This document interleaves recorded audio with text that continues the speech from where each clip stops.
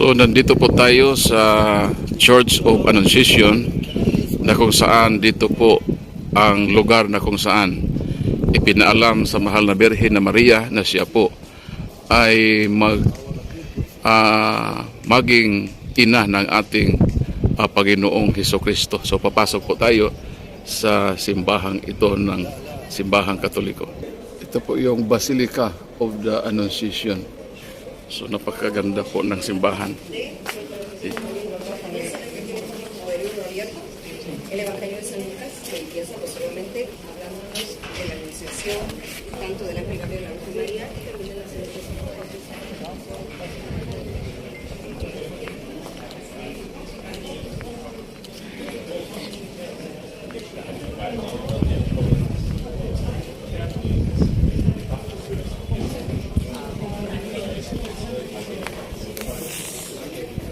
35. Okay, good. We have everything. All right. Where are we now? So you see this big basilica.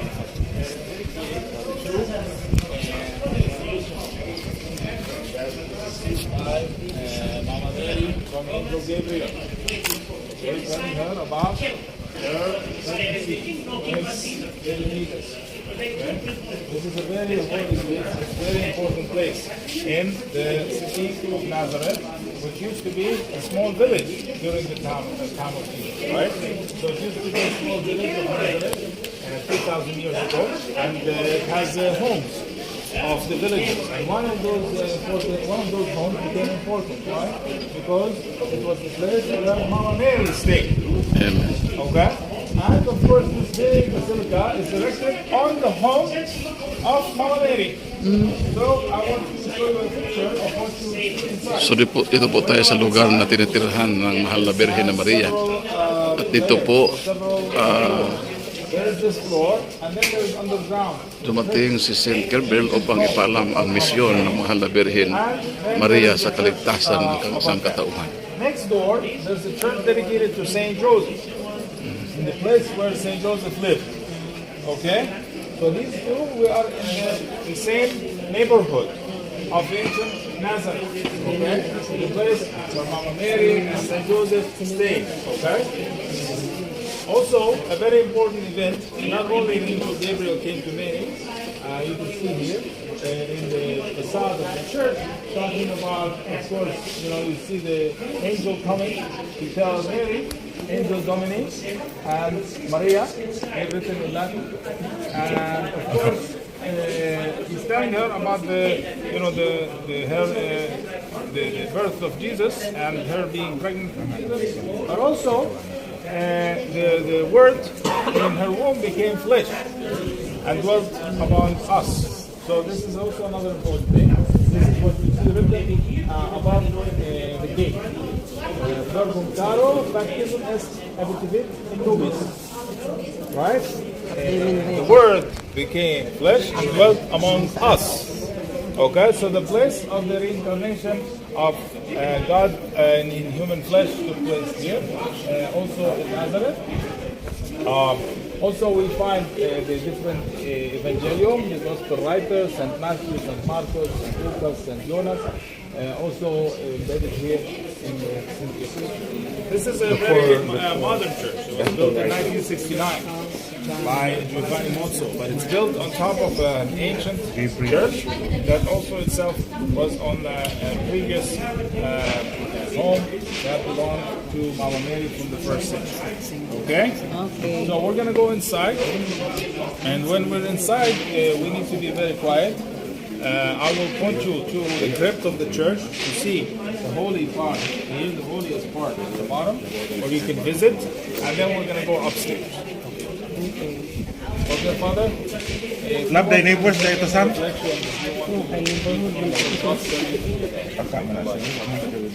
Okay?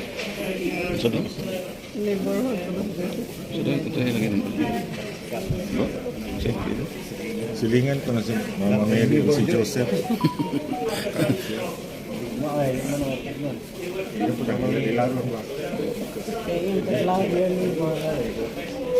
Sir, doon sa kabila eh. Doon sa kabila daw ang bahay ni Joseph. Joseph Church. So, yan po yung Church of Annunciation dito sa Basilica, no, ng Simbahang Katoliko dito sa lugar ng Mahal na Birhen na Maria. So, sa ilang sandali ay papasok po tayo, no, sa loob ng simbahan. Chapter 1 verse 23, 26 rather, and beyond. And in the 6th month, the angel Gabriel was sent from God unto a city of Galilee named Nazareth, to a virgin espoused to a man whose name was Joseph, of the house of David, and the virgin's name was Mary. And the angel came in unto her and said, Hail, thou that art highly favored, the Lord is with thee, blessed art thou among women. And when she saw him, she was troubled at his saying, and cast in her mind what manner of salutation this should be. And the angel said unto her, Fear not, Mary, for thou hast found favor with God. And behold, thou shalt conceive in thy womb, and bring forth a son, and shalt call his name Jesus. He shall be great, and shall be called the Son of the Highest. And the Lord God shall give unto him the throne of his father David. And he shall reign over the house of Jacob forever, and of his kingdom there shall be no end. Then said Mary unto the angel, How shall this be, seeing I know not a man? And the angel answered unto her, The Holy Ghost shall come upon thee, and the power of the highest shall overshadow thee. Therefore also that holy thing which shall be born of thee shall be called the Son of God. And behold, thy cousin Elizabeth, she hath also conceived a son in her old age, and this is the 6th month with her, was called barren. For with God nothing shall be impossible. And Mary said, Behold, the handmaid of the Lord, be it done to me according to your word. And the angel departed from her. The Gospel of the Lord.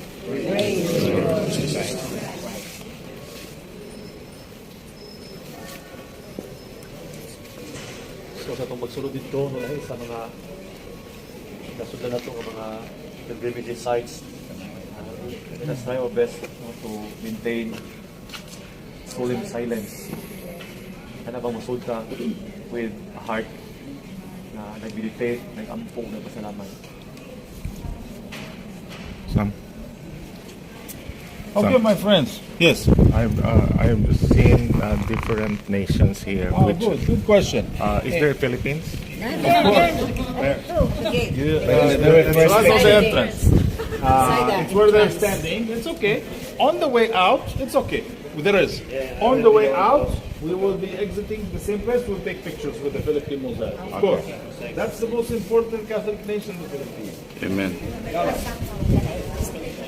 You can enter on this floor.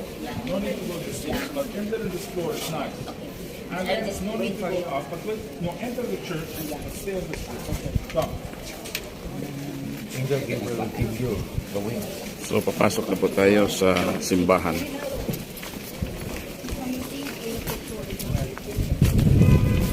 Kasama tayo sa Panguluyo. So, nag-sacrifice yan na makarating dito sa Holy Land.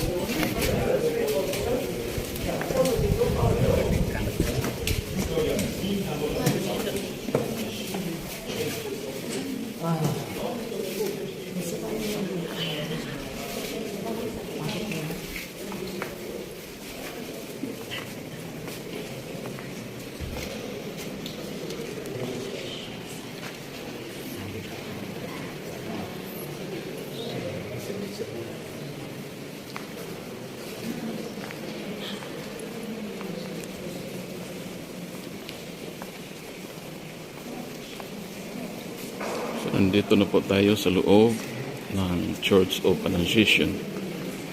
Dito yung bahay na Mama Mary at dito rin kinausap ang mahal ng Birhen ni Saint Gabriel. So ang ebanghelyo na iyon ay mabasa sa Luke at chapter 1.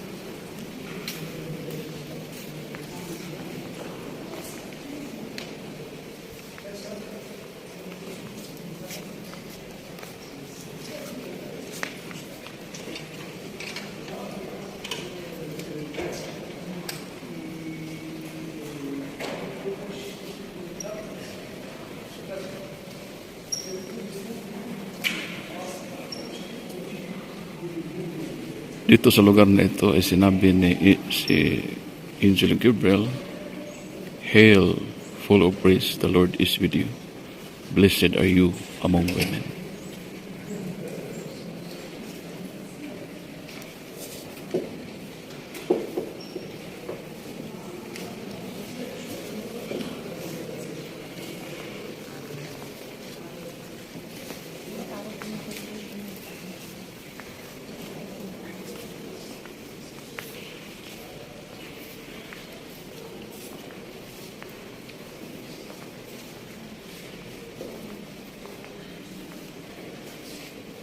Ito ang rebulto ng mahal na Birhen na Maria.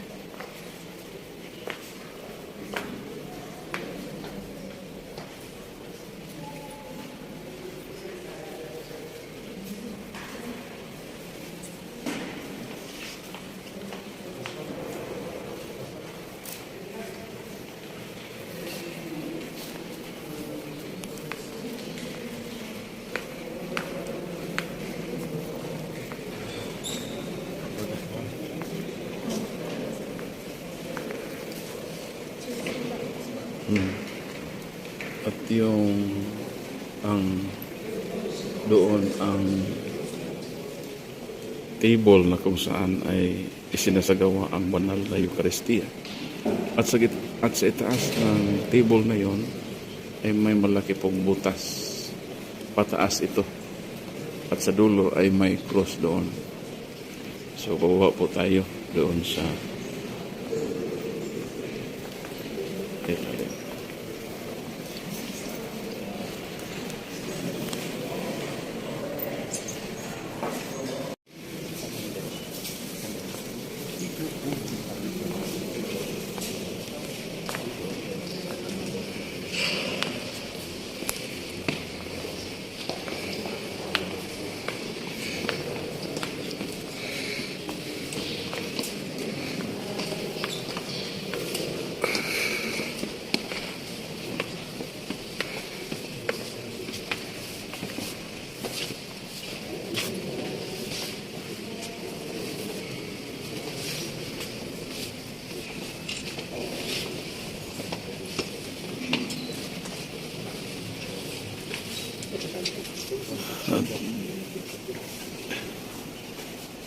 yun po ang pagsalarawan ng Annunciation.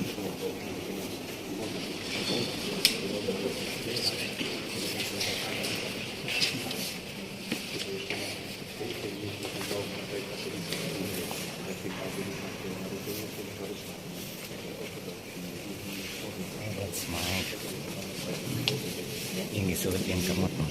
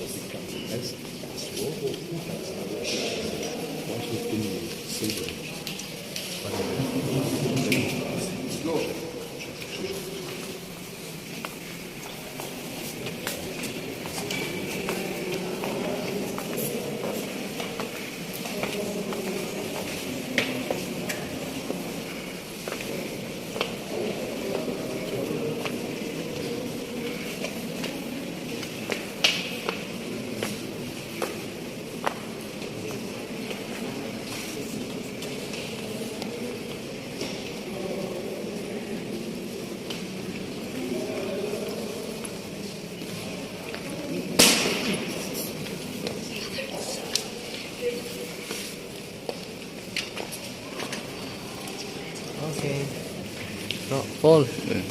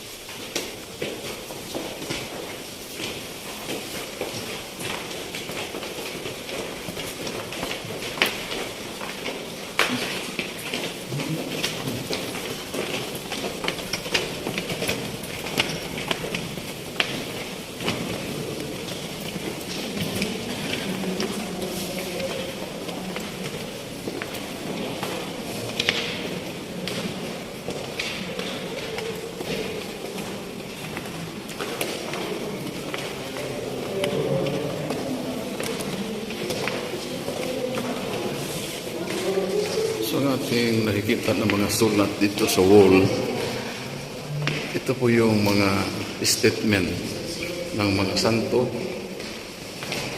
tungkol sa ating mahal na ina, si Virgin Maria.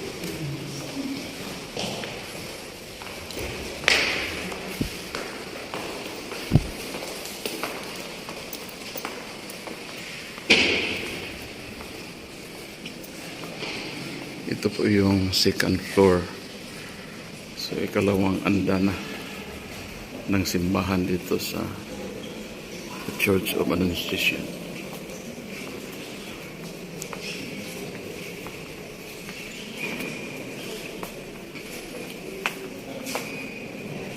Diyan po.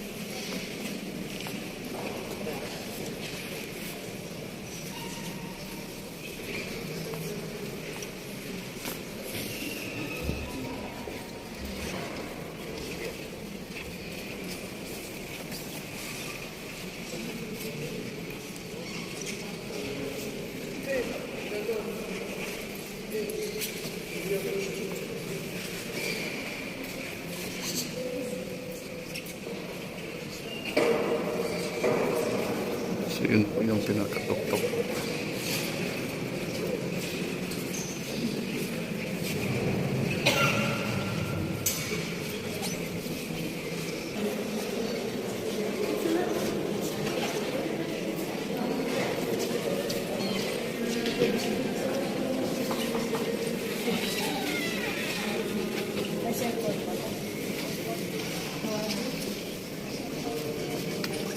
So palabas na po kami sa simbahan.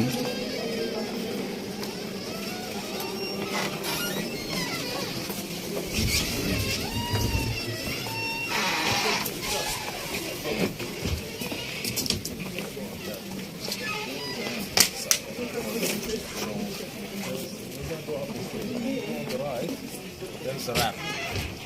Yeah, Javi. Where is Javi?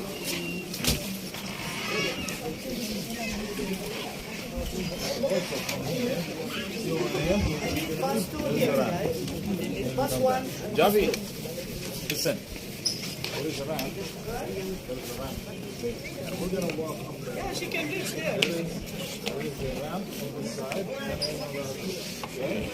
So you can just follow the ramp. I will now go up.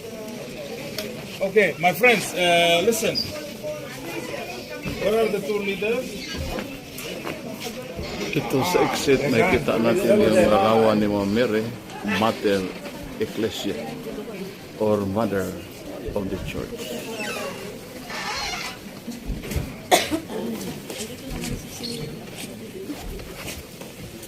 So, palabas na po tayo at patungo tayo sa ating bus para patungo na naman tayo doon sa Mount Tabor.